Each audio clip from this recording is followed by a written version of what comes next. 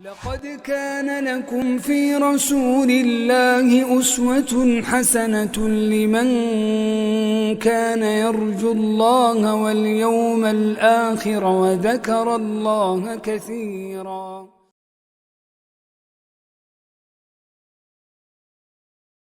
إن الحمد لله نحمده ونستعينه ونستغفره ونعوذ بالله من شرور أنفسنا ومن سيئات أعمالنا من يهد الله فلا مضل له ومن يضلل فلا هادي له وأشهد أن لا إله إلا الله وحده لا شريك له وأشهد أن محمدًا عبده ورسوله صلى الله عليه وسلم تسليمًا كثيرا. أما بعد، قال الله عز وجل: أوكلما عاهدوا عهدا نبذه فريق منهم وكذلك قال الله عز وجل: ولما جاءهم كتاب من عند الله مصدق لما معهم وكانوا من قبل يستفتحون على الذين كفروا فلما جاءهم ما عرفوا كفروا به فلعنة الله على الكافرين. برادران اسلام، خواتین ملت اور نونہالو، ہم اپنے سیرت النبی صلی اللہ علیہ وسلم کے سفر میں پچھلے سیشن میں اس مقام پر آئے تھے کہ کعبے کی پھر سے ایک اور مرتبہ تعمیر کا مرحلہ تھا. نبی کریم صلی اللہ علیہ وسلم کی عمر اس وقت 35 سال کی ہے اور کعبے میں بلکہ مکے میں کچھ ایسے طوفان آئے تھے اور عمارت بھی ویسے بوسیدہ ہو چکی تھی، کعبے کی دیواریں بوسیدہ ہو چکی تھیں.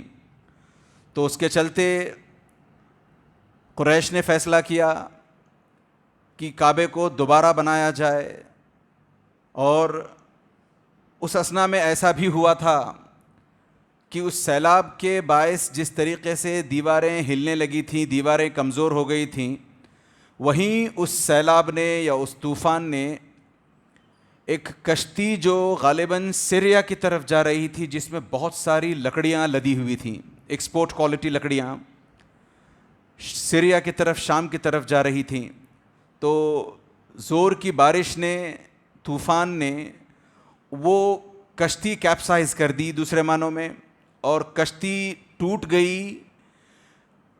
جدہ کے کسی کنارے آ کر لگی وہ کشتی، اور اس میں کافی ساری، جیسے میں نے کہا، ہائی کوالٹی ایکسپورٹ کوالٹی لکڑیاں تھیں اس میں. تو مکے والوں نے وہ لکڑیاں بھی خرید لیں، اور مکے میں ایک قبطی کارپینٹر بھی رہا کرتا تھا، بڑا غیر معمولی ایکسٹراڈنری کارپینٹر تھا وہ. تو اس سے بھی قریش کے لوگوں نے بات کر لی کہ ہم دوبارہ کعبے کی تعمیر کرنا چاہتے ہیں، اور پھر حالات سازگار بھی نظر آ رہے تھے.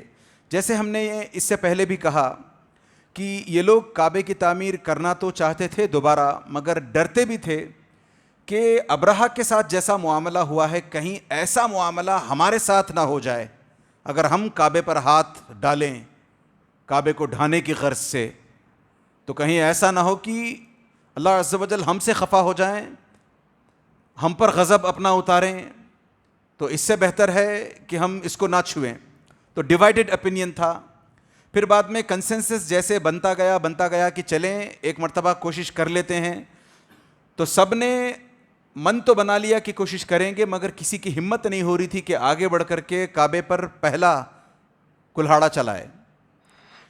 تو اس حساب سے بعد میں ولید بن مغیرہ نے ہمت کی، کہا کہ میں کوشش کرتا ہوں. تو اس نے جا کر کے 2-1 پتھر نکالے بھی، اور ایک روایت کے مطابق اس نے ایک حصہ کعبے کی دیواروں میں سے ایک دیوار کا ایک حصہ ہٹایا، گرایا بھی. پھر وہ پیچھے ہٹ گیا اور اس نے کہا کہ نہیں، میں رک جاتا ہوں.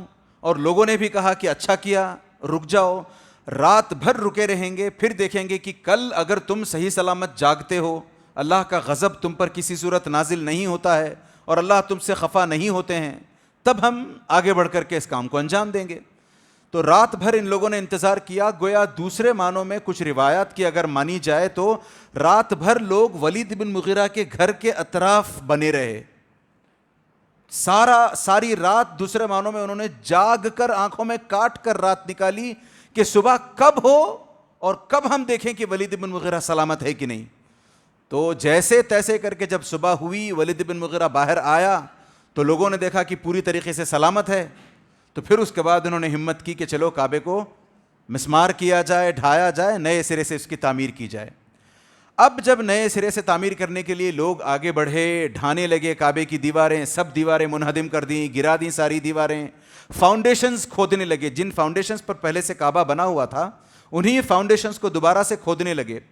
کھودتے کھودتے ایک ایسے مقام پر پہنچ گئے زمین کی گہرائی میں جہاں پر انہیں گرین کلر کی چٹانیں, گرین کلر کے پتھر نظر آنے لگے.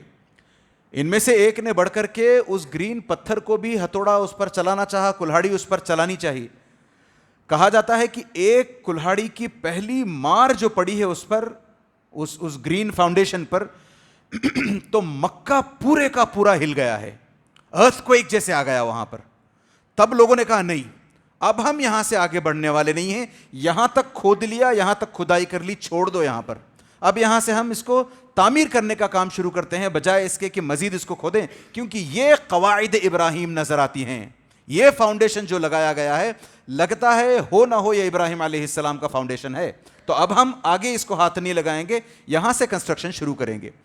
اب جب کنسٹرکشن کی ریکنسٹرکشن کی باری آئی تو اعلان کیا گیا, پھر اس بات پر سہمتی بنی سب کی, کنسنسس بنا سب کا کہ دیکھو اس دفعہ جب ہم کنسٹرکشن کریں گے, کعبہ جب بنائیں گے تو کعبے میں کسی بھی قسم کا غلط مال کا استعمال نہیں ہوگا.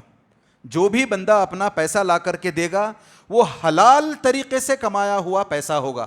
اگر کسی کے بروتھلز ہیں, رنڈی بازی کا کوئی کام ہے, وہاں سے پیسہ لا کر دینا چاہتا ہے, قبول نہیں کیا جائے گا. کسی نے کسی کا حق مارا ہے, وہ پیسہ لا کر دینا چاہتا ہے, ایکسیپٹ نہیں کیا جائے گا. کسی نے سود پر پیسہ دے رکھا ہے, وہاں سے پیسہ لا کر کے دینا چاہتا ہے, نہیں لیا جائے گا. کسی نے کسی پر ظلم کر کے پیسہ اینٹھ لیا ہے, اس کا وہ لا کر کے دینا چاہتا ہے, نہیں لیا جائے گا. خالص پیور حلال کمائی لی جائے گی. اس سے علماء نے یہ بھی بات نکالی, سورۃ الشمس کی وہ آیات پڑھیں, والشمس وضحاها والقمر اذا تلاها, نیچے آئیں ونفس وما سواها فالهمها فجورها وتقواها. ہر ایک انسان کو, پھر چاہے وہ مسلمان ہو یا غیر مسلمان, اللہ عز و جل نے اس کے دل میں, اس کے نفس میں اتنی طاقت دی ہے, اتنی ایبلٹی دی ہے کہ وہ ڈسٹنگوش کر سکتا ہے کہ غلط کیا ہے, صحیح کیا ہے, اچھا کیا ہے, برا کیا ہے, حق کیا ہے, باطل کیا ہے. اللہ عز و جل نے اس کے دل میں وہ الہام کر کے رکھا ہوا ہے. تو ان لوگوں کو بھی انٹرنلی اندر سے پتہ تھی یہ بات کہ کعبے کی تعمیر کے سلسلے میں کوئی غلط پیسہ استعمال نہیں کیا جائے گا. صاف الفاظ. جبکہ یہ غیر مسلم, نہ صرف غیر مسلم بلکہ پرلے درجے کے مشرکین اور نرے جاہل لوگ, ایسے جاہل کہ ہلکی سی بات پر جنگیں ایک بار شروع ہو جائیں تو عرصے تک جنگیں چلتی رہیں, ایسے لوگوں کو کم از کم اتنا کامن سینس تو تھا کہ کعبے کی تعمیر کے سلسلے میں غلط پیسہ نہیں لگایا جائے گا. اب لوگوں نے پیسہ خالص پیور حلال منی لوگوں نے جمع کرنا شروع کیا, جمع کرنے لگے پیسے. تو جب کیلکولیٹ کر کے دیکھا کہ اتنے پیسے آئے ہیں, اتنے میں کعبے کی تعمیر ہونی ہے, اتنا ہمارے پاس مال ہے, اس کارپینٹر کا اتنا خرچہ ہے, جو بھی سب کیلکولیشن کر کے دیکھیں, پروجیکشنز لگا کے دیکھیں, تو انہیں پتا چلا کہ ہمارے پاس ابھی بھی پیسہ کم ہے پورے کعبے کی تعمیر کے لیے. لہٰذا سجیسچن یہ آیا کہ ایک کام کرتے ہیں, کعبہ ریکٹینگولر شیپ کا ہے, اس کو ہم اپنے پاس جتنے پیسے ہیں, اتنے پیسے تو نہیں ہیں کہ ہم پورے کا پورا کعبہ جیسے ہے ویسے بنا سکیں, ایک حصہ اس کا چھوڑ دیتے ہیں. دیوار اس طریقے سے ان چاروں دشاؤں میں دیوار اٹھانے کی بجائے اتنا حصہ یہاں باہر رہنے دیتے ہیں, دیواریں یہاں سے اٹھائیں گے. اب یہ اسکوائر کی شکل اختیار کر گیا, یہ انہوں نے باہر چھوڑ دیا حصہ. وہی حصہ جو آج بھی باہر چھوٹا ہوا ہے, جس کے اطراف آپ ایک بریکٹ جیسی چیز دیکھتے ہو, حتیم کہتے ہیں اس کو, حجر کہتے ہیں, جدر کہتے ہیں اس کو, وہ اصل میں کعبے ہی کا ایک حصہ ہے. چونکہ اس وقت کے لوگوں کے پاس حلال پیسہ اتنا نہیں تھا کہ وہ پورے کا پورا کعبہ تعمیر کر سکیں, اس وجہ سے انہوں نے اس حصے کو چھوڑ دیا. اب انہوں نے دیواریں یہاں سے ریز کرنی شروع کی, اسکوائر شکل میں دیواریں بنائیں. اچھا, کعبے کی اس وقت چھت بھی نہیں ہوا کرتی تھی. جب یہ ریکنسٹرکشن کی سوچی انہوں نے, کعبے کی چھت بھی نہیں ہوا کرتی تھی. پچھلے درس میں یہ بات آئی کہ وہاں ایک خزانہ ہوا کرتا تھا جو چوری ہو گیا تھا. اب انہوں نے اس دفعہ کعبے کی چھت بھی بنانی چاہیے. تو لے دے کر کے یہ جو اسکوائر شکل میں اب کعبہ بننے لگا تھا, بنتا جا رہا, سب کی محنتیں, سب کی قوتیں اور سب کا پیسہ اس میں لگتا جا رہا. ایک پوائنٹ آیا جہاں پہ انہیں اب اٹھا کر کے حجر اسود کو انسٹال کرنا تھا, لگانا تھا حجر اسود کو لے جا کر کے. اب حجر اسود کو لے جا کر لگانے کے سلسلے میں بھی میں نے ابھی کہا تھا کہ اتنی جاہل قوم کہ ہلکی سی بات پر صدیوں جنگیں لڑ لے, صدیوں جنگیں لڑتے ہوئے ہزاروں خون بہا کر لے, ہزاروں لوگوں کی جانیں موت کے گھاٹ اتر جائیں, ایسی قوم. پھر یہ قوم ان قریب ایک اور جنگ پر آمادہ ہو جاتی ہے. سب یہ کہنے لگے کہ حجر اسود کو انسٹال کرنے کی ہماری ذمہ داری. ہر قبیلے کا سردار کہتا کہ نہیں یہ میرے حصے آئے گا, دوسرے قبیلے کا سردار کہتا نہیں میرے حصے نہیں, ہر قبیلے کا سردار یہی کہتا کہ نہیں یہ حق تو میرا ہے, یہ شرط تو میرا ہے, اور اپنی اپنی ریزننگ دینے لگتے کہ ہمارا حق بنتا ہے زیادہ. اب ایسے میں ابو امیہ ابن مغیرہ, ان میں کا ایک بڑا سردار, اس نے ایک سجیسشن دی کہ رک جاؤ, لڑنے سے جنگیں وغیرہ کرنے سے کوئی حاصل ہونے والا ہے نہیں, نیک کام میں لگے ہیں. اس کام کو ہم انجام اس صورت دے سکتے ہیں کہ رک جائیں. ابھی یہ جو سامنے دروازہ ہے, ابھی بنی شیبہ والا دروازہ, اس دروازے سے پہلا جو شخص داخل ہوگا, یہاں سے پہلا جو شخص انٹر کر کے آئے گا, ہم اس کو اپنا حکم مان لیں گے, اس کو اپنا فیصل مان لیں گے, اس کی بات سن لیں گے, وہ جو کہتا ہے اس کو مان لیں گے ہم. اللہ عز و جل کا کرنا ایسا ہوا کہ اب نبی کریم صلی اللہ علیہ وسلم اندر تشریف لاتے ہیں. جیسے ہی انہوں نے نبی کریم صلی اللہ علیہ وسلم کو دیکھا, ھذا الامین رضینا منہ یا ھذا الامین رضیناہ, یہ تو وہ امین ہے, یہ تو وہ سچا انسان ہے جس سے ہم ہمیشہ ہی راضی ہیں. ہم نے اس کے 20 25 35 سال میں سے اگر آپ بچپن نکال دیں تو 20 25 سال اس بندے نے ہماری آنکھوں کے سامنے زندگی گزاری ہے. اس کی ہر بات ہم قبول کرنے کو تیار ہیں. اس کے اخلاق دیکھو, اس کے اطوار دیکھو, اس کے عادات دیکھو, اس کی نیکیاں دیکھو, اس کا اچھا پن دیکھو, اس کے آگے تو ہم جھکنے کو تیار ہیں, یہ جو کہے گا مان لیں گے. اندازہ کر رہے ہیں آپ نبی کریم صلی اللہ علیہ وسلم کا کیسا وقار بڑھتا جا رہا ہے, کیسے اللہ عز و جل نبی کریم صلی اللہ علیہ وسلم کو ایلیویٹ, ورفعنا لک ذکرک, اے نبی کریم صلی اللہ علیہ وسلم ہم نے آپ کا ذکر ان لوگوں کے درمیان بلکہ ساری کائنات کے درمیان بلند کر دیا. یہ ایسے ایلیویٹ ہوتے جا رہے ہیں. آگے بات آئے گی, ایک باریک بات بتاؤں گا انشاءاللہ تعالی. اب نبی کریم صلی اللہ علیہ وسلم آتے ہیں تو نبی کریم صلی اللہ علیہ وسلم کو فوراً جا کر کے یہ لوگ گھیر لیتے ہیں, کہتے ہیں آپ ہمارے حکم ہو, ہم نے یہ بات کر لی تھی آپس میں کہ جب کوئی بندہ آئے گا تو اس کی ہم بات مان لیں گے, تو آپ کو ہم نے دیکھا سب سے پہلے داخل آپ ہوئے ہو, لہٰذا ہمارے پاس ایک مسئلہ ہے, اس مسئلے کا حل سلجھاؤ. نبی کریم صلی اللہ علیہ وسلم نے سارا ماجرا سنا, ساری بات سنی کہ سب لڑ رہے ہیں اس چیز کے لیے کہ میں حجر اسود رکھوں, میں رکھوں, میں رکھوں, میں رکھوں. تو نبی کریم صلی اللہ علیہ وسلم نے کہا ایک کام کرتے ہیں, آپ ایک بڑی موٹی سی چادر لے کے آؤ, مضبوط موٹی والی چادر لے کے آؤ, لا کر کے یہاں بچھا دو جہاں حجر اسود رکھا ہے. چادر لائی گئی, چادر بچھائی گئی. نبی کریم صلی اللہ علیہ وسلم نے کہا کہ اب اس حجر اسود کو یعنی اس پتھر کو اٹھا کر کے چادر کے بیچوں بیچ رکھ دو. رکھ دیا. اب سب قبیلے والوں سے کہا کہ آپ میں سے جو جو قبیلوں کا سردار ہے سب آگے بڑھ کر کے آئیں, ایک ایک سرا ایک ایک حصہ تھام لیں, سب اٹھا کر کے حجر اسود کو بیت اللہ کے پاس لے کر چلتے ہیں. تو سب بڑی خوشی بڑی رضامندی کے ساتھ, کیونکہ سب کے حصے میں آ گیا, اب تو سب لے کر چلتے ہیں. لے جا کر کے وہاں حجر اسود کو جہاں انسٹال کرنا تھا وہاں نیچے رکھا. خود نبی کریم صلی اللہ علیہ وسلم نے حجر اسود اپنے ہاتھوں سے اٹھا کر کے جہاں اسے نصب کرنا تھا, لگایا جانا تھا, وہاں خود اپنے نبی کریم صلی اللہ علیہ وسلم نے اپنے مبارک ہاتھوں سے اسے اٹھا کر لگا دیا. میں نے کہا ایک چھوٹی سی باریک بات بتاتا ہوں. یہ جھگڑا کس بات کا تھا؟ جھگڑا اس بات کا تھا کہ حجر اسود کو میں لگاؤں گا, میں لگاؤں گا, میں لگاؤں گا. آخر لگایا کس نے؟ ان میں سے کسی نے نہیں, نبی کریم صلی اللہ علیہ وسلم نے لگایا. اس سے یہ بات صاف پتہ چلتی ہے. جبکہ انہوں نے بلایا کس لیے تھا, ان کا کنسنسس کس بات پر ہوا تھا کہ جو شخص آئے گا اب اس باب سے, اس دروازے سے, اس کو ہم فیصل مان لیں گے, اس کی کہی ہوئی بات, اس کا فیصلہ ہم مان لیں گے. اب نبی کریم صلی اللہ علیہ وسلم جو بھی فیصلہ دیتے اس کو مان لیا جاتا, یہ تو ہونا تھا نا, ہونا تو یہ چاہیے تھا. مگر نبی کریم صلی اللہ علیہ وسلم نے فیصلہ ایک دیا کہ چلو یہاں سے پتھر اٹھا کر لے چلو, اس چادر میں رکھ کر کے خود اٹھا کر کے نبی کریم صلی اللہ علیہ وسلم نے لگایا تو ان میں سے کسی ایک نے بھی چوں نہیں کی، سب کے سب رضینا۔ یہ سمجھ میں آتا ہے اس سے یہ بات پتہ چلتی ہے کہ کتنا نبی کریم صلی اللہ علیہ وسلم کو نہ صرف چاہتے تھے بلکہ کتنا آدر کرتے تھے، کتنی عزت کرتے تھے، کتنی تعظیم نبی کریم صلی اللہ علیہ وسلم کی کرتے تھے۔ کوئی اور یہ حرکت کر دیتا، سوچ کر دیکھیں آپ اور میں، اگر ہم میں کسی اس طریقے کا کوئی جھگڑا ہو جائے، ارے تمہیں تو صرف فیصلہ حل کرنے کے لیے بلایا تھا، تم نے کیس اپنے ہاتھ میں لے لیا، یہ کیسے؟ یہ ہو سکتا تھا نا؟ نبی کریم صلی اللہ علیہ وسلم کے ساتھ اتنی ان کی عزت ہوا کرتی تھی، اتنا آدر ہوا کرتا تھا کہ کسی نے کچھ نہیں کہا، بلکہ نبی کریم صلی اللہ علیہ وسلم کی ساری بات پوری طریقے سے مان لی اور اٹھا کر رکھنے بھی دے دیا نبی کریم صلی اللہ علیہ وسلم کو۔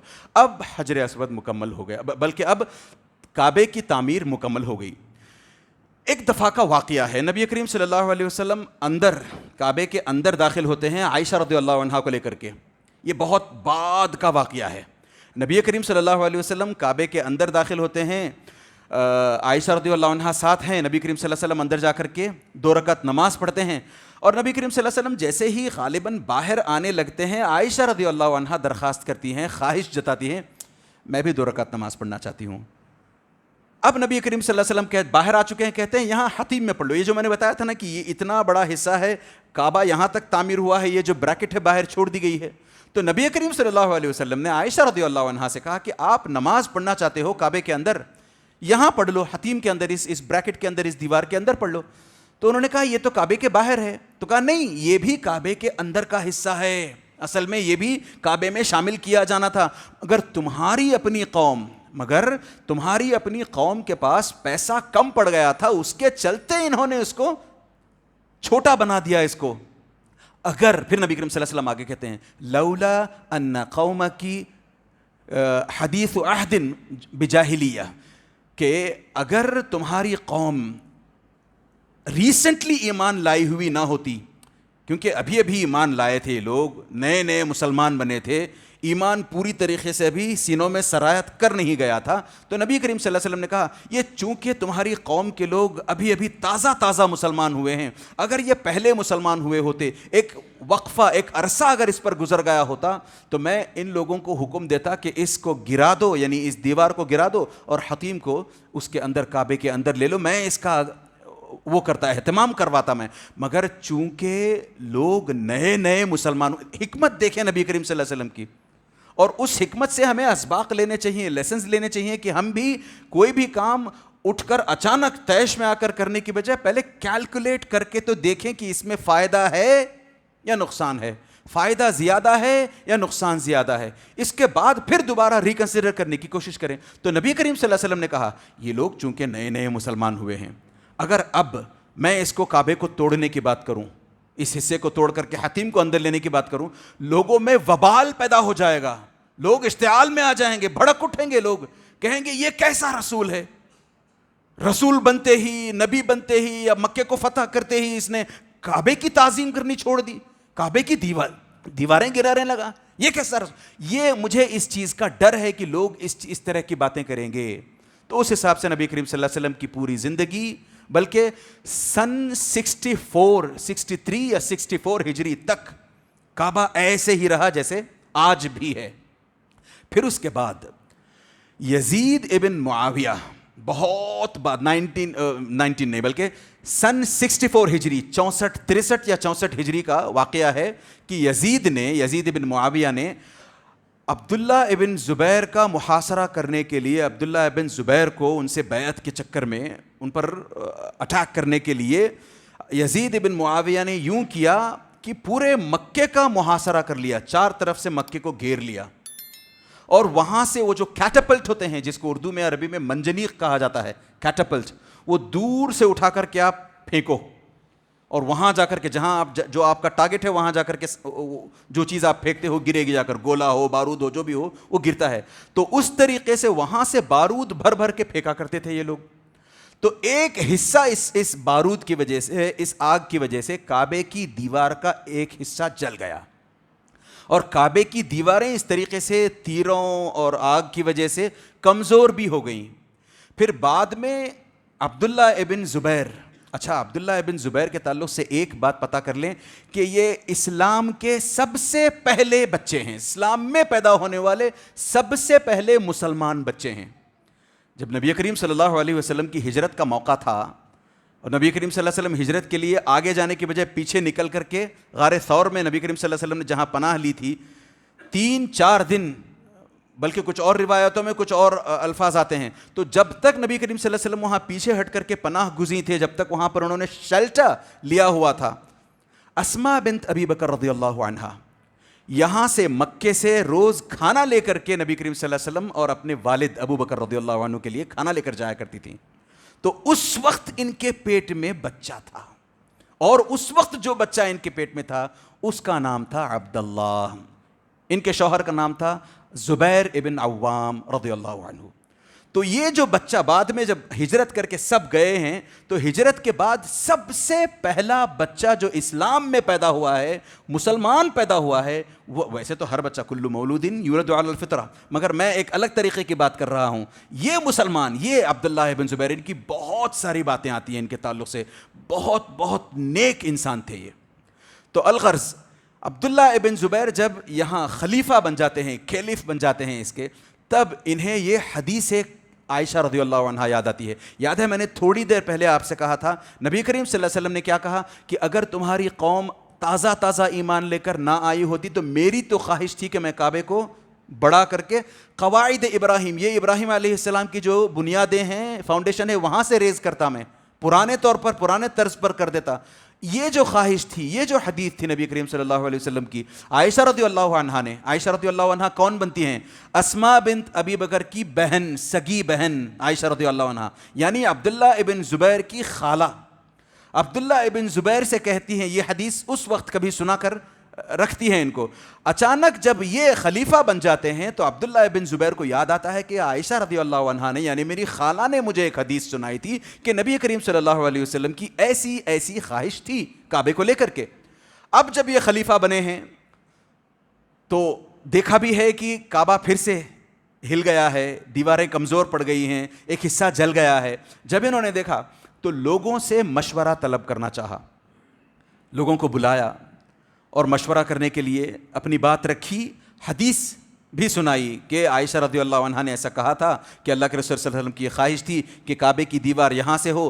3 اور چیزیں اس میں کہیں انہوں نے جو اس حدیث میں آتی ہیں، اس میں سے ایک چیز یہ تھی کہ وہ جو کعبے کی آج بھی انٹری ہے، کعبے میں جانے کے لیے جو دروازہ بنا ہوا ہے، وہ ڈائریکٹ کعبے کو لگا ہوا نہیں ہے، کعبے اس دروازے میں داخل ہونے کے لیے آپ کو چند ایک سیڑھیاں چڑھنی پڑتی ہیں، وہ سیڑھیاں چڑھ کر آپ داخل ہو جاؤ گے، جبکہ نبی کریم صلی اللہ علیہ وسلم کی خواہش تھی کہ ان سیڑھیوں کی کیا ضرورت ہے۔ اور ان لوگوں نے، یہ قریش نے پہلے یہ سیڑھیاں اس لیے بنا رکھی تھیں کہ ہر کسی کو جانے سے روک سکیں، آپ ڈائریکٹلی دروازہ ہو کھل کر آسانی سے بندہ اندر چلا جائے، سیڑھیاں ہوں تو جیسے سیڑھیاں بندہ چڑھنے لگتا ہے سمجھ میں آ جاتا ہے کہ یہ کعبے کے اندر جا رہا ہے، آس پاس بیٹھے لوگ اگر اس کو چاہتے ہیں کہ یہ اندر نہ داخل ہو فوراً حملہ کر کے ڈھکیل دیتے اس کو۔ تو اس وجہ سے انہوں نے 3-4 سیڑھیاں کچھ بنا رکھی تھیں اس پر۔ تو نبی کریم صلی اللہ علیہ وسلم کی خواہش تھی کہ یہ ایسی پارشیلٹی کیوں کہ ہم جس کو چاہیں جانے دیں، جس کو چاہے روک لیں، یہ ایسا کیوں؟ بلکہ ہونا تو یہ چاہیے کہ جو چاہے کعبے کے اندر داخل ہو جائے، ہر کسی کو اختیار ہو کعبے کے اندر داخل ہونے کا۔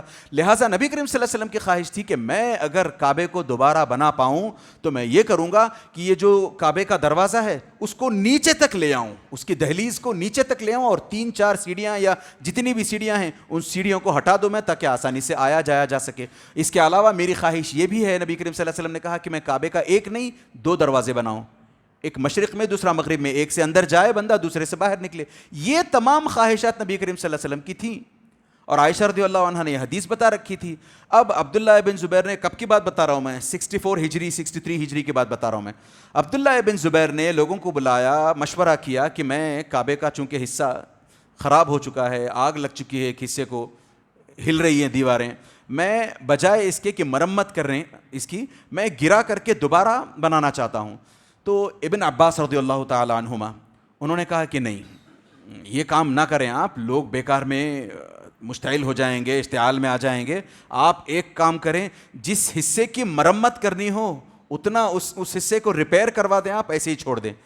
عبداللہ ابن عباس کی اس قول کو عبداللہ ابن زبیر نے فوراً اس حساب سے رد کیا، اس کا کہا کہ دیکھو اگر ہم میں سے کسی کا گھر اس طریقے سے ایک حصہ جل جائے، اس کا دیوار ٹوٹ جائے، اس کی گھر خراب ہو جائے اس طریقے سے، تو ہم کیا کرتے ہیں؟ کیا ہم ریپیئر کریں گے؟ نہیں، ہم تو ہمارا گھر ہو تو ہم چاہیں گے کہ نئے سرے سے گھر بنایا جائے۔ آج کی بات نہیں کر رہا ہوں، آج کا حالات آج کے ایسے ہیں، انفلیشن اتنا ہے کہ وہ ریپیئر بھی شاید ہم لوگ نہ کر پائیں، یہ اور بات ہے، مگر اس وقت کی بات اور تھی۔ تو عبداللہ ابن زبیر نے کہا کہ دیکھو جہاں تک ہمارے اپنے گھروں کا معاملہ ہے، ہم اپنے گھروں کو ایسے ہی چھوڑتے نہیں ہیں، ہم چاہتے ہیں کہ نئے سرے سے گھر بنائے جائیں۔ تو رہی بات اللہ عز و جل کے گھر کی، تو اللہ عز و جل کے گھر کے تعلق سے اتنا کمزور فیصلہ کیوں لیتے ہو تم؟ کیوں نہیں اللہ عز و جل کے گھر کو بھی دوبارہ تعمیر کیا جائے؟ یہ کہتے ہوئے عبداللہ بن زبیر نے کہا کہ میں 3 دن تک استخارہ کروں گا، اس کے بعد میں پھر اپنے عزم پر مصر ہوں، اس کے بعد میں اگر استخارہ کرنے کے بعد میں چل کر کے پھر سے کعبہ دوبارہ تعمیر کرنا چاہوں گا۔ تو کنٹینیوسلی انہوں نے 3 دن استخارہ کیا، اس کے بعد پھر اپنے جیسے ان کا ارادہ تھا، جیسا عزم تھا، ان کا ڈٹرمنیشن تھا، اس حساب سے کعبے کو دوبارہ تعمیر کرنے کے لیے انہوں نے پھر سے کھدائی شروع کی۔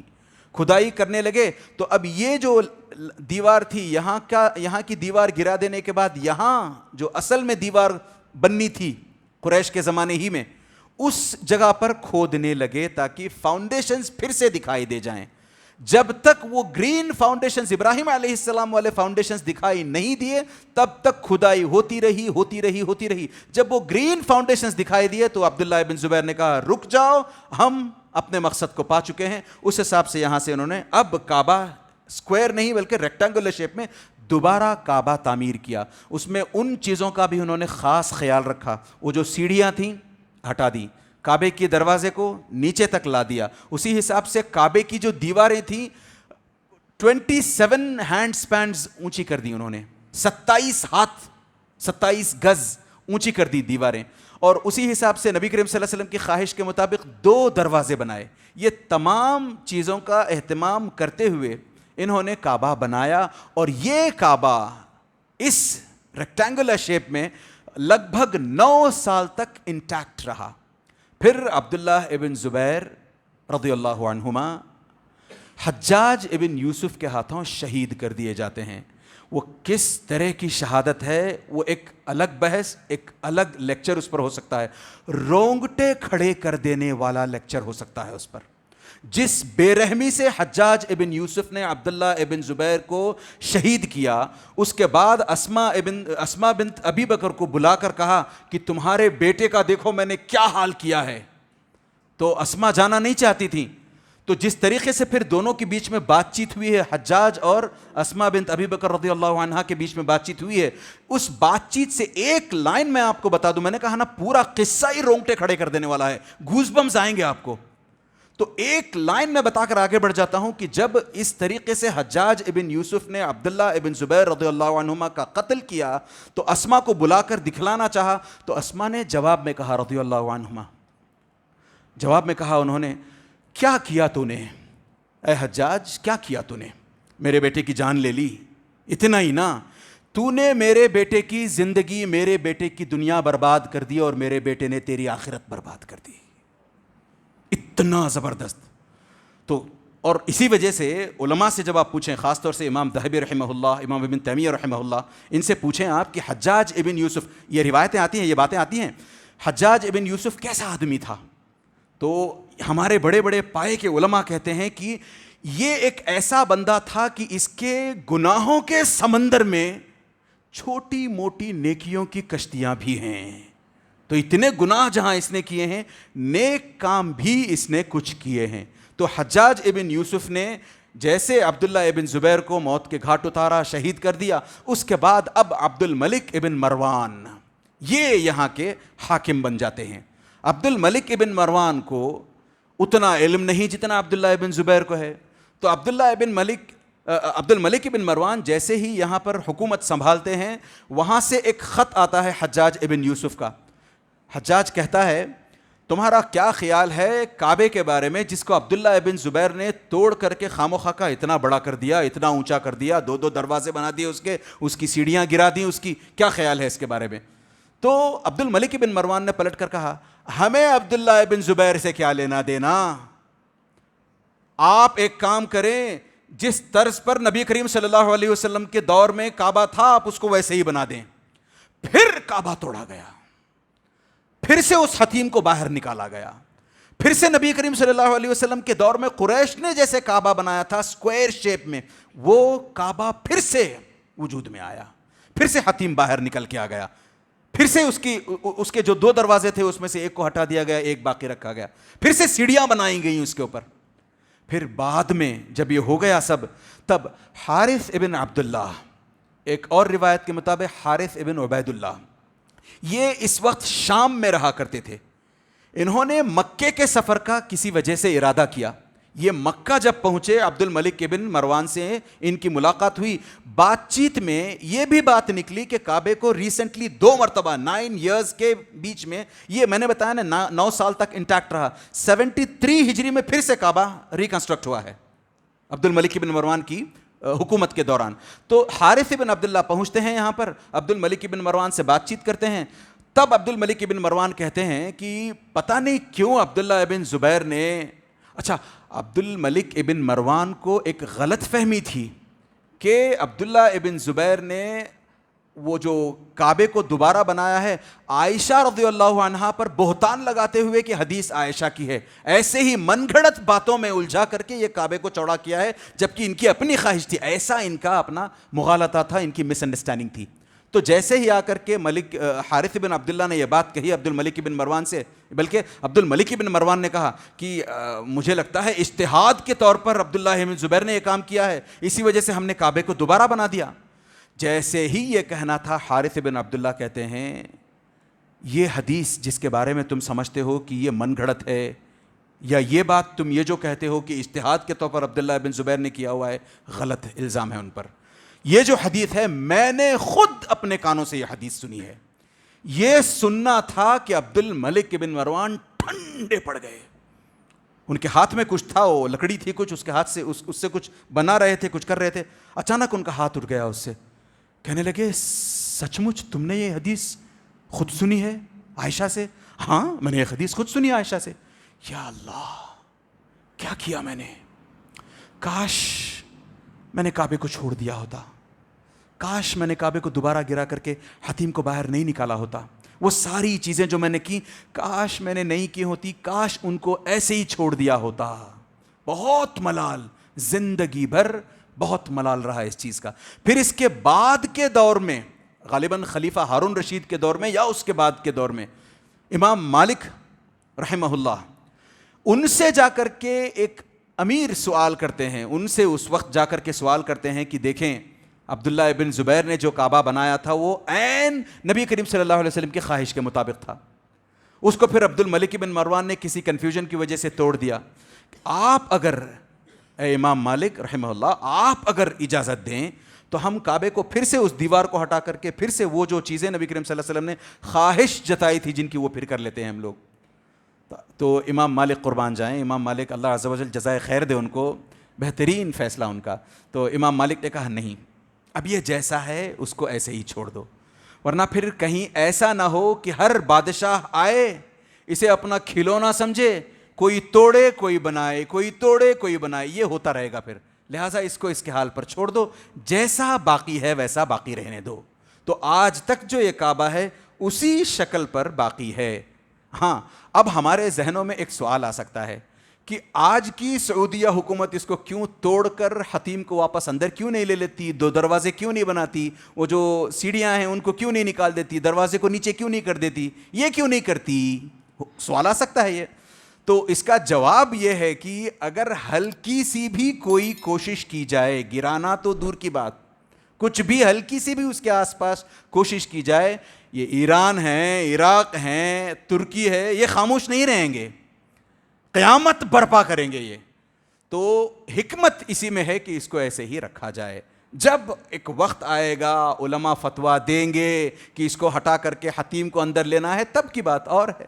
ہاں یہ ضرور ہے کہ نبی کریم صلی اللہ علیہ وسلم نے کہا یخرب الکعبۃ ذو السویقتین من الحبشہ. قیامت کے قریب جب بیک ٹو بیک فتنے آنے لگیں گے, ان فتنوں کے دور میں ایک ایسا شخص جو ایتھیوپیا سے ہوگا, حبشہ سے ہوگا, جس کی پنڈلیاں چھوٹی ہیں، چھوٹی پنڈلیوں والا وہ شخص آ کر کے کعبے کو نہ صرف ڈھائے گا بلکہ ایک ایک پتھر کعبے کا الگ کرے گا. یہ نبی کریم صلی اللہ علیہ وسلم کی پیشین گوئی ہے، فوکاسٹ ہے، پروفیسائی ہے نبی کریم صلی اللہ علیہ وسلم کی. قیامت کے قریب یہ ہوگا، نبی کریم صلی اللہ علیہ وسلم نے کہا. اور اس شخص کے بارے میں بھی بتایا، ذو السویقتین، ساق کہتے ہیں ہماری اپنے شن کو، پنڈلی کو، شن ہمارے پیر کا حصہ. ساق سے پھر اس کی تصغیر بنتی ہے، جیسے خالد سے خویلد، جابر سے جویبر کی تصغیر بنتی ہے، ویسے ہی ساق سے ایک تصغیر بنتی ہے سویق یا سویقہ. اسی سے سویقتان، ذو السویقتین، ذو کی وجہ سے وہ پھر مضاف الیہ بن کر کے سویقتان سویقتین بن جاتا ہے. وہ ذو السویقتین یعنی دو چھوٹی چھوٹی پنڈلیوں والا. اور حدیث کے ان الفاظ پر اگر غور کریں تو یہ بھی پتہ چلتا ہے کہ نبی کریم صلی اللہ علیہ وسلم نے اس کے تعلق سے ایسی خبر، دو چھوٹی چھوٹی پنڈلیوں والا کر کے جو خبر دی ہے، اس سے یہ بھی بتانا مقصود ہے کہ ایسا شخص ہوگا وہ جس کی اپنی کوئی عزت، اپنا کوئی شان، اپنا کوئی مقام، اپنا کوئی مرتبہ نہیں ہوگا. ایک دم حقیر سا انسان ہوگا وہ آ کر کے کعبے کو ڈھانے کی کوشش کرے گا، بلکہ کعبے کو ڈھانے میں کامیاب بھی ہو جائے گا. اس وقت کے مسلمانوں کا عالم، مسلمانوں کے اسلام، مسلمانوں کے ایمان کا عالم نہ پوچھیں. تو اس حساب سے کعبے کو پھر دوبارہ بنایا گیا، کعبہ پھر ڈھایا بھی گیا، پھر بنایا بھی گیا، اور پھر آگے چل کر کے جیسے یہ 9 سال رہا، پھر اس کے بعد عبد الملک بن مروان کے زمانے میں بھی رہا. اب نبی کریم صلی اللہ تعالیٰ علیہ وسلم کے تعلق سے لوگوں میں پھر خوب چرچا ہونے لگی کہ یہ کیسے انسان ہیں، کتنے بلند مرتبے والے، کتنے بلند پائے والے انسان ہیں. ایک چیز یہاں بتا کر انشاءاللہ تعالیٰ بات ختم کرتے ہیں. کعبے کے تعلق سے ہم نے سن رکھا ہے کہ کعبے میں اس زمانے میں نبی کریم صلی اللہ علیہ وسلم کے پہلے کے دور تک، دور جاہلیت میں، کچھ لوگ برہنہ نیکڈ آ کر کے طواف کیا کرتے تھے. وہ کیسے ہوتا تھا، اس سلسلے میں 2 باتیں جاننے کی کوشش کریں گے.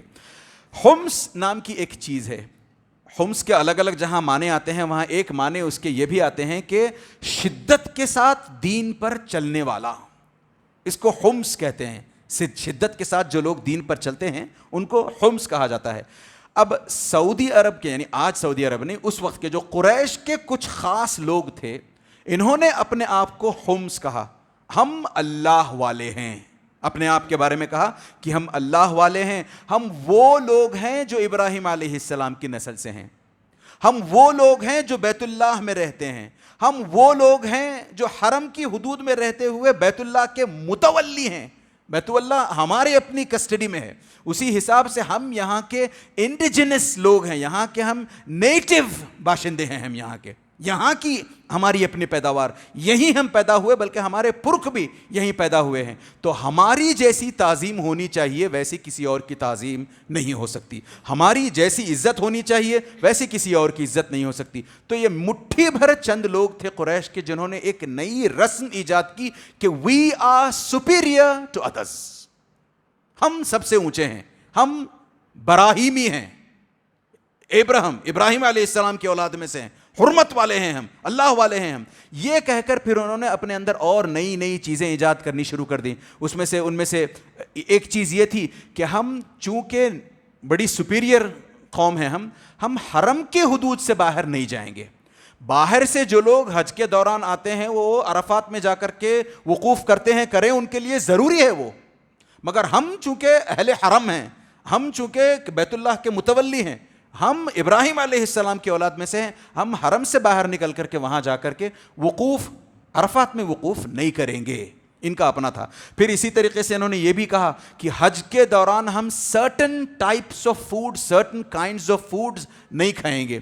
پنیر نہیں کھائیں گے، مکھن کو ابال کر کے ہم گھی بنا کر کے نہیں کھائیں گے. اس طریقے سے کئی اور چیزیں انہوں نے ایجاد کر لیں کہ ہم حج کے دوران یہ نہیں کریں گے. اسی حساب سے ان لوگوں نے اپنے لیے یہ بھی ایجاد کر لیا، یہ بھی رسم بنا لی کہ ہم جب تک ہیں تب تک حج کے دوران میں ہم اگر کہیں ہمیں سایہ لینا ہو تو ہم سایہ صرف لیدر سے بنے ہوئے ٹینٹس میں سایہ لیں گے.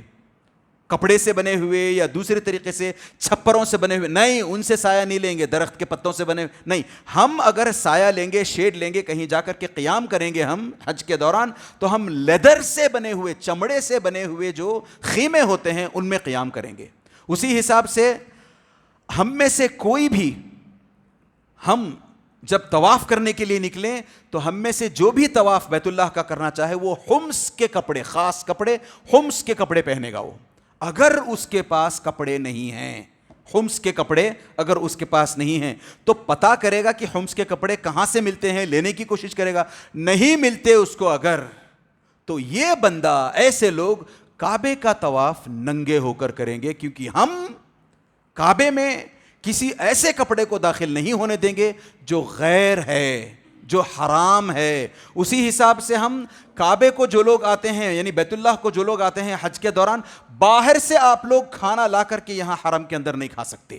یہ بیکار کی رسمیں ان لوگوں نے ایجاد کر لی تھی کہ ہم کعبے کے اندر آپ کو کھانا کھانا ہے، یہیں کا کھانا پڑے گا، آپ کو یہیں سے خرید کر، یہیں سے جو بھی ہے کر کے کھانا پڑے گا. باہر سے آپ کھانا لے آؤ، اپنے اپنے گاؤں سے، اپنے اپنے قریوں سے کھانا لے آؤ، یہاں لا کر کے کھاؤ، اس کی اجازت نہیں. اسی حساب سے کپڑے تم وہاں سے اپنے لے کر کے آ جاؤ، پہن کر کے اس میں طواف کرو، اجازت نہیں ہے اس کی. تمہیں حمص کے کپڑے پہننے ہوں گے.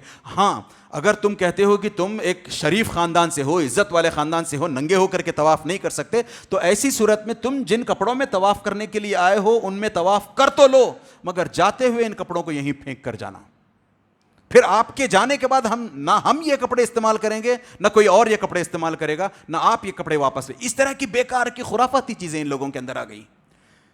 اس کی وجہ سے کئی لوگ، اہل حرم کے کئی لوگ وقوف نہیں کرتے. یہاں تک کہ نبی کریم صلی اللہ علیہ وسلم نے جب فتح کر لیا مکہ، اس کے بعد جب نبی کریم صلی اللہ علیہ وسلم نے حج کیا، تب وہاں جا کر کے جب نبی کریم صلی اللہ علیہ وسلم نے عرفات میں وقوف کیا ہے، تب کئی لوگ پریشان ہو گئے. ارے خود نبی کریم صلی اللہ علیہ وسلم نے عرفات میں وقوف کیا، جبکہ نبی کریم صلی اللہ علیہ وسلم حمص میں سے ہیں. جبیر بن مطعم کا اپنا بخاری کی حدیث ہے یہ.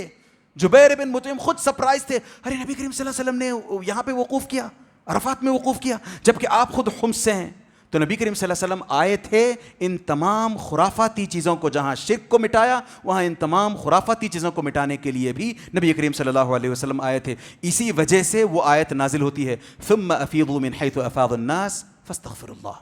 ثم افیضوا، یہ جو افیضوا کہا، پھر تم لوگ یہاں سے چلو جہاں سے دوسرے لوگ بھی چلتے ہیں. تو یہ جو حکم ہوا ہے، ان قریش کے لوگوں کو حکم ہوا ہے کہ تم اپنے آپ کو حمص نہ کہو، تم اپنے آپ کو سپرلیٹو نہ کہو، تم اپنے آپ کو دوسروں سے سپیریئر نہ کہو، بلکہ جہاں سے دوسرے لوگ وہاں عرفات جا کر کے وہاں سے چلتے ہیں، تمہیں بھی وہاں جا کر کے وہاں سے چلنا ہوگا. اس طریقے سے نبی کریم صلی اللہ علیہ وسلم نے یہ تو کیا. اب 35-37 سال کی عمر تھی نبی کریم صلی اللہ علیہ وسلم کی، بالکل آخری بات پر 35-37 سال کی نبی کریم صلی اللہ علیہ وسلم کی عمر تھی. ہم جانتے ہیں کہ نبی کریم صلی اللہ علیہ وسلم غار حرا میں لے جا کر کے کئی دنوں تک رہ جاتے وہاں پر بیٹھ کر کے تحنث کیا کرتے. انشاءاللہ تعالیٰ اگلی دفعہ بات ہوگی اس پر، تھوڑا سا خلاصہ کرنے کی کوشش کریں گے کہ تحنث کا مطلب کیا ہے. اور یہاں لوگوں کے اندر چہمی گوئیاں شروع ہو گئی تھیں پورے عرب میں، خاص طور سے وہ قبائل، خاص طور سے بنو قریظہ، بنو قینقاع، بنو نضیر، یعنی یہ سب یہودیوں کے قبیلے ہیں. یہودی جہاں کہیں رہتے تھے، جہاں کہیں ورلڈ اوور میں جہاں کہیں رہتے تھے، ان کو پتا تھا یہودیوں کو کہ نبی کریم صلی اللہ علیہ وسلم اب یا تب میں آنے والے ہیں.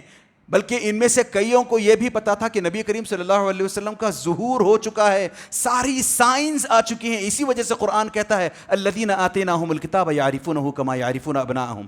جیسے کوئی باپ اپنے کسی بچے کو، آپ اپنے بچے سے روز ملتے ہو نا، کوئی ایسا باپ دیکھا ہے کہیں جو اپنے بچے کو نہ پہچان سکے؟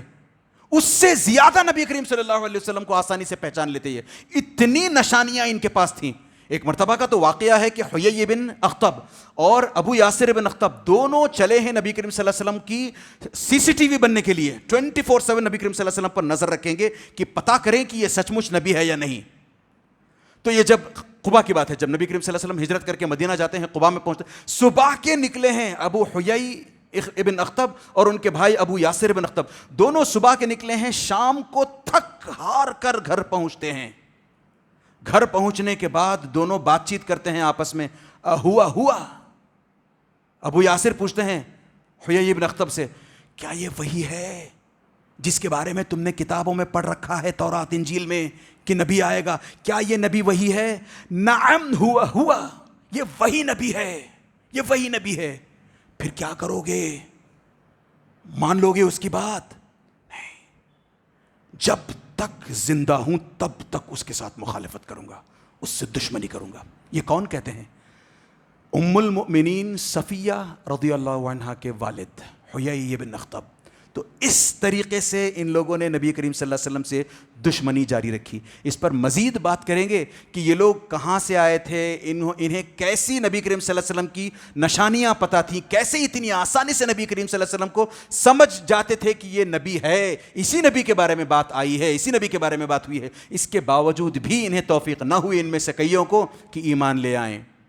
اس پر انشاءاللہ تعالیٰ اگلی دفعہ بات کریں گے. اللہ سے دعا کریں کہ اللہ عز و جل ہمیں اسی طریقے سے سیرت النبی کو خوب دل لگا کر سنتے سمجھتے ہوئے، سیرت النبی پر چلنے کی، سیرت النبی سے دروس اخذ کرتے ہوئے، اس سے لیسنز ڈرا کرتے ہوئے ہمیں سیرت النبی پر چلنے کی توفیق عطا فرمائے. نبی کریم صلی اللہ علیہ وسلم کو اللہ عز و جل ہمیں اپنی زندگیوں میں رول ماڈل جیسے لے کر آئے، رول ماڈل جیسا بنائے رکھے. آمین. وصلی اللہ علی نبینا محمد وعلی آلہ وصحبہ اجمعین. السلام علیکم ورحمۃ اللہ وبرکاتہ.